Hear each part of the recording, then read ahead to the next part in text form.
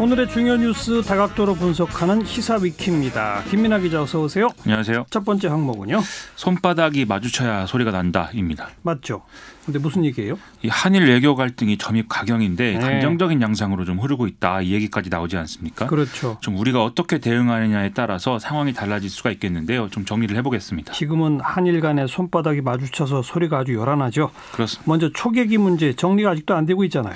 국방부는 오늘 일본 측 주장을 반박하는 내용을 담은 6개 외국어 자막 영상을 추가로 공개할 방침이다 이렇게 밝혔는데요. 추가로? 그렇죠. 앞서 유튜브에 게시된 한글과 영어 자막 영상은 지금 조회수 200만 회를 넘긴 상태여서 아주 국제적인 관심사입니다. 이 영상에는 이제 우리 해군이 일본 해상자위대 초계기를 향해서 사격 통제 레이더를 조준한 사실이 없고 또 당시에 초계기가 위협적인 저공 비행을 했다 이 사실을 이제 부각시키는 그런 내용으로 되어 있는데요. 하지만 일본 측은 아직도 자신들의 애초 주장을 굽히지 않고 있는 상황입니다. 아니 일본이 그런 주장을 계속 하려면 자기들이 그 레이더 주파수를 탐지했다고 그랬잖아요. 그렇습니다. 그 관련 자료를 딱 공개하면 되는 거 아니에요? 이제 일본 입장에서는 자기들이 갖고 있는 뭐 장비의 특성이라든지 뭐 이런 것들이 뭐 군사 기밀이고 그런 게 드러날 수가 있어서 뭐 거부한다 이런 얘기를 계속 하고 있는데요. 또 한일 국방 당국은 그래서 실무협의 선에서 이 문제를 좀 논의를 해 가보자 이런 이제 입장을 원론적으로 밝혀놓은 상태인데 아직 회의 날짜와 장소도 확정을 하지 못한 상태라는 보도가 나오고 있습니다. 네. 그래서 결국 이런 구도가 된 것은 아베 신조 총리 본인의 강한 의지가 지금 실려 있기 때문이다. 이런 해석이 좀 신빙성 있게 제기가 되고 있습니다. 뭐 이거 말고도 그 일제 강제징용 피해자들 승소 판결 난 거, 그 재산 가압류 신청 이런 거 하고 있잖아요. 그렇습니다. 여기에 대해서도 일본 정부가 반발한다면서요? 그렇죠. 이 지난해 이제 10월 31일의 대법원 판결은 12월 24일까지 전범 기업인 신일철주금이 피해자들에게 1억 원씩 배상하라 이런 내용이었는데 예. 이게 이행되지 않고 있어서 이 피해자 측은 지난해 말에 신일철주금의 국내 보유 자산 110억 원 규모에 대한 압류를 이제 신청한 그런 상태입니다. 예. 하지만 이제 뭐 그러면서 협상은 계속하겠다는 입장이어서 좀 강원 양면 전략 뭐 이런 걸로 나오고 있는 것 같습니다. 그 신일철 주금은 일절 돈을 줄 수 없다는 건가요?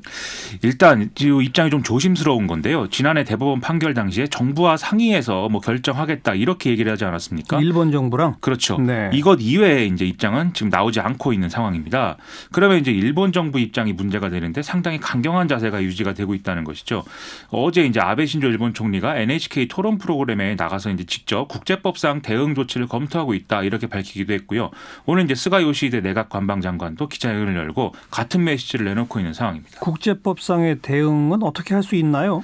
일단 제3국을 통한 중재를 이제 요청하는 그런 이 형식이 될 수가 있고, 그다음에 이제 국제사법재판소 제소를 이제 얘기하고 있는 것으로 또 해석할 수가 있겠는데요. 네. 근데 이것도 이제 국제사법재판의 경우에 일본 정부가 단독으로 제소를 해서는 재판이 열릴 수가 없다라고 그러거든요. 우리도 응해야만 되는 거죠. 그렇죠. 여기서 이제 손바닥에 마주쳐야 소리가 또 나는 거죠. 네. 다만 실제 일본이 이제 이런 선택을 할 경우에 이 국제사법재판소의 절차를 뭐 완전히 계속 무시하기에는 좀 외교적 부담이 따를 수 있어서 문제다.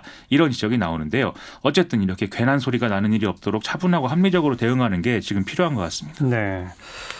그건 그렇고 강제징용 소송 그 과정에 양승태 전 대법원장이 개입했다. 뭐 검찰이 그 증거를 확보했다면서요? 잠깐 설명드리면 강제징용 관련 판결이 2012년 5월달에 이제 원고 승소치기로 파기 환송되지 않았습니까? 근데 전범 기업들이 재상고를 해서 2013년 8월달에 사건이 다시 접수가 됐고 5년 넘게 이제 그 상태로 이제 계속 있었던 것이죠. 예. 그러다 이제 지난해 10월에서야 전원합의체에서 확정 판결이 된 건데 언론의 보도를 보면은 검찰은 양승태 전 대법원장이 강제징용 관련 판결이 그대로 확정될 경우에 국제법적으로 문제가 될 소지가 있다라는 의견을 당시 재판부 주심에게 전달한 정황을 포착했다라는 것입니다. 아하. 그러니까 이제 양승태 전 대법원장의 이런 인식은 당시에 또 박근혜 정권의 외교부가 대법원에 낸 의견서 내용과 이제 동일한 것으로 그렇게 보이는 건데요. 여기 이제 사법부와 행정부의 손바닥이 또 마주친 거죠. 그리고 양승태 전 대법원장이 그 전범 기업들 변호하는 김앤장 측 변호사랑 독대했다면서요? 이 YTN 보도 등에 보면은요, 검찰이 양승태 전 대법원장의 당시에 전범 기업들을 대리한 김앤장 소속 변호사들을 만나서 재판 관련 정보를 넘겨준 것으로 지금 보고 있다라는 지금 보도를 하고 있습니다. 예. 검찰은 이와 관련한 정황이 드러나는 문건을 지난해 11월달에 김앤장 법률사무소 압수수색 당시에 확보를 했다고 그러는데요. 그래서 지금 양승태 전 대법원장 소환 날짜는 11일로 지금 예고가 돼 있고, 그래서 상당히 관심이 지금 쏠리고 있습니다. 11일. 그렇습니다. 네. 자, 시사위키 두 번째 항목은요.